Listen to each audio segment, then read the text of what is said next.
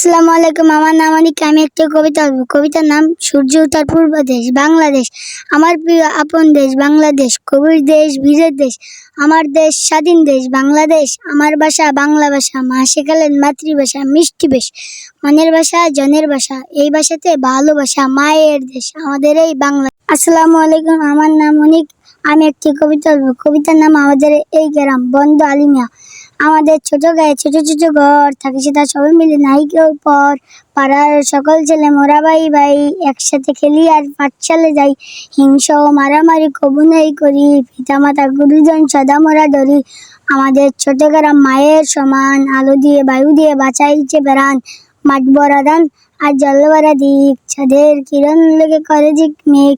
আম গাছ জাম গাছ যার যেন মিলেমিশে আছে, ওরা আত্মীয় হনে। সকালের সোনালি রবি পূর্ব দিকে ওঠে, পাখি ডাকে বায়ু হয় না, নানা ফুল ফোটে। আসসালামু আলাইকুম। আমার কবিতাটি যদি ভালো হয়ে থাকে তাহলে আপনারা সবাই লাইক করবেন, শেয়ার করবেন আর কমেন্টটি সাবস্ক্রাইব করবেন।